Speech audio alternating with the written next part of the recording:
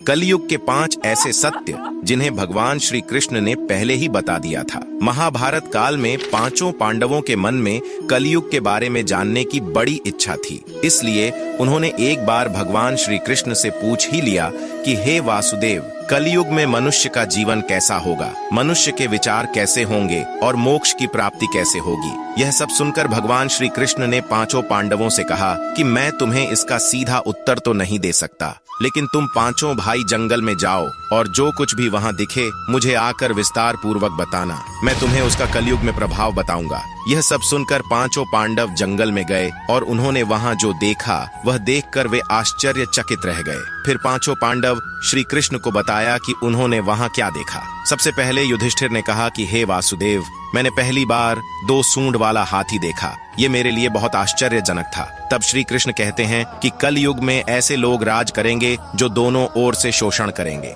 कहेंगे कुछ और करेंगे कुछ और, मन में कुछ और होगा और कर्म कुछ और ही करेंगे। ऐसे ही लोगों का कलयुग में राज होगा। उसके बाद अर्जुन ने कहा कि हे वासुदेव, मैंने जो देखा वह तो इससे भी आश्चर्यजनक था। मैंने एक पक्षी देखा जिसके पंख पर वेद लिखे थे, लेकिन वह मांस खा रही थी। तब श्री कृष्ण बताते हैं कि कलयुग में ऐसे लोग रहेंगे जो बड़े ज्ञानी कहलाएंगे। वे ज्ञान की चर्चा तो करेंगे, लेकिन उनका आचरण राक्षसों जैसा होगा। कलयुग के मनुष्य धन और संपत्ति के लोभी होंगे, भले ही उनके पास कितना भी ज्ञान क्यों ना हो। उसके बाद भीम ने कहा कि एक गाय अपने बछड़े को इतना चाटती है कि बछड़ा लहू लोहान हो जाता है। तब श्री कृष्ण कहते हैं कि कलयुग में माँ के बच्चों की प्रति ममता इतनी बढ़ जाएगी कि उन्हें अपने विकास का अवसर ही नहीं मिलेगा, जिसके कारण मोह माया में पड़कर वे बर्बाद हो जाएंगे। इसके अलावा जब किसी का बेटा घर छोड़कर साधु बनेगा तो हजारों लोग उसके दर्शन करने जाएंगे, लेकिन जब खुद का बेटा साधु बनेगा तो वे रोएंगे कि मेरे बेटे का क्या होगा।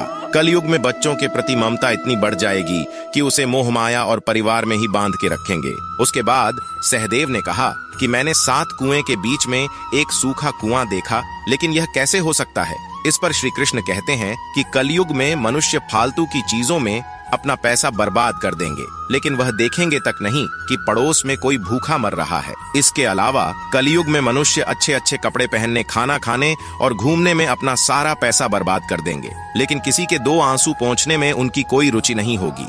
इसके बाद नकुल ने कहा कि एक चट्टान सभी पेड़ पौधे को तोड़ रहा था, लेकिन वह एक छोटे से पौधे पर टकराकर रुक जाता है। इस पर श्री कृष्ण कहते हैं कि कलयुग में लोगों का जीवन पतन हो जाएगा। ऐसे में हरि नाम का एक छोटा सा शब्द उस पतन को रोक पाएगा। अर्थात कलयुग में भी जो मनुष्य धन के लोभ को छोड़कर हरि नाम का जाप करेगा उसे कोई कष्ट नहीं होगा और मृत्यु के बाद उसे मेरी चरणों में जगह मिलेगी। दोस्तों, इस वीडियो को शेयर करके कमेंट में जय श्री हरि अवश्य लिखें।